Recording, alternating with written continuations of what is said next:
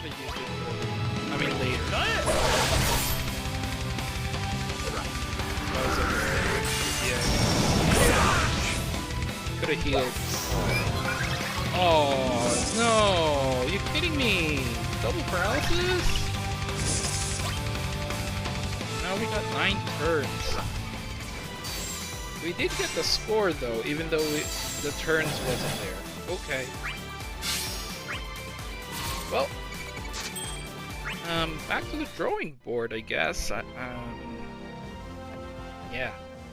What's up, guys? Welcome to Monchkinz Gaming, where we take your gaming to the next level. This is Monchkinz logging in to bring you another Dissidia Final Fantasy Opera Omnia video, and welcome back to another versus video where I take on the hardest contents in the game.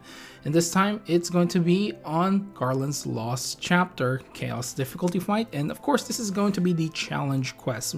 Now a lot of you guys have actually wanted me to do the challenge quest instead of the regular chaos, and as you guys can see at the moment, I actually have cleared this fight already. Unfortunately, I didn't make the turn requirement, which I think was really the paralysis that really stuffed me up. So if I didn't get paralyzed like on those two characters at the end there, I might have just barely beat this boss and get the turn requirement, but unfortunately that didn't happen. And my Garland is 0303 on both weapons and armor, so it's not like he's doing the best damage at all.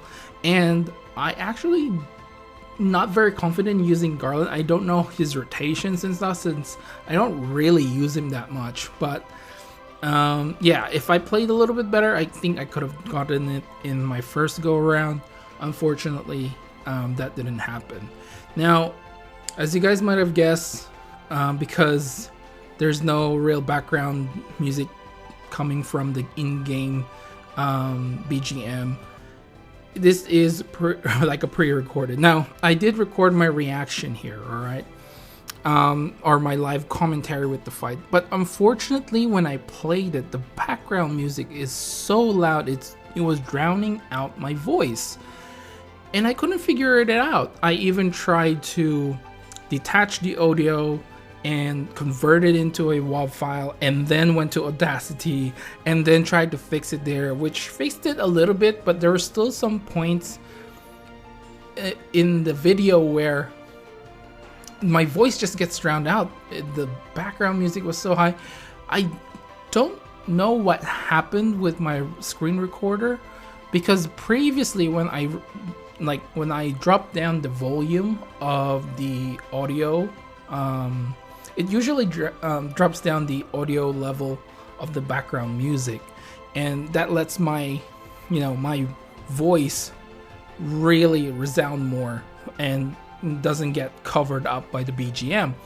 But for whatever reason, lately, even though it's dropped down to these I guess the last bits of audio before the background music or the music goes away, for whatever reason it's drowning out my voice, especially during fights. Now with the pull videos, I kind of noticed this as well. There were times that my voice gets drowned out. So yeah, I have configured things in game. I dropped down the actual in-game music, BGM, and audio, all of it. I've dropped it all down now, and I've done a few testing, and it sounds like it's working. So hopefully in the next one it's not gonna be like this. Now, I did promise it would be live commentary, but unfortunately it just didn't work out that way, guys. I'm really sorry. So again, this will be one of those things where I just go through with you guys what I found out during this fight, right? So I really do apologize, but I don't feel like redoing the fight will, and do a live commentary will be as genuine as I would have on my first go around, yeah, so I think it's better this way for now, and you guys can just watch the video and enjoy while hearing my voice in the background. So things that I've noticed in this fight is you need a little bit of luck, especially when it comes to the final boss. Like I said previously, there are times when you get paralyzed multiple times, and it actually wastes a lot of turns.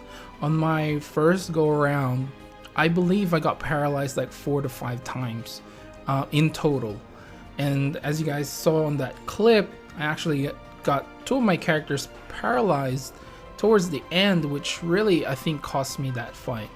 So if you can have Warrior of Light's throw buckler handy during those times, he will have elude up, so at least you know Warrior of Light will be safe from paralysis.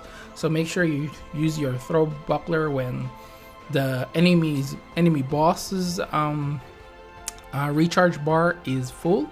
This way you will have the chance to completely avoid the paralysis, at least on Warrior of Light.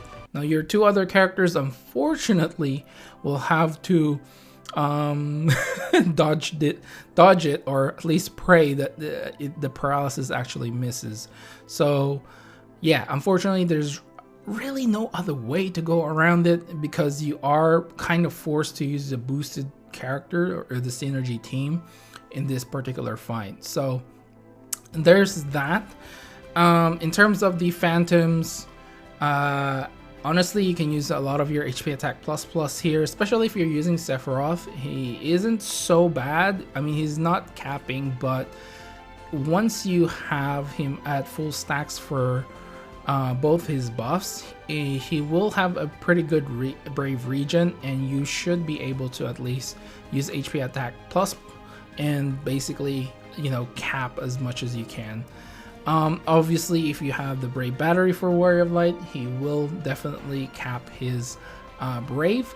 The way I did this is basically I made sure one of the enemies, one of the phantom males, is provoked on Warrior of Light, and the other one I try not to provoke it because I wanted to actually attack someone else. Now this way you don't have to keep refreshing your shields on Warrior of Light, since if he has both of them provoked on him, it's basically removing almost all of his shields, and you're kind of forced to use more abilities to refresh that shield, even though you probably don't need to refresh your shields on your 2 other characters. So this way I managed to squeeze in a little bit more HP attack plus, and yeah, save a lot of my abilities for the final wave. So that's it basically for Phantom Male. Other than that, there's really not much else that I can really think of that will kind of help you to, you know, clear this fight, apart from all those 2 basically pointers or tips that I can give you. Because honestly, the last boss is not that hard. You will need to use your summon maybe after the 2nd time around that it uses his recharge bar. So the first one, it's fine, the 2nd one, it's fine, and then that's when you use your summon.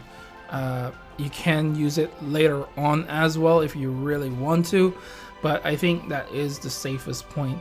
There are times when Ruination Field is up, you cannot use your summon, so you just have to make sure that you do take your turn count into consideration.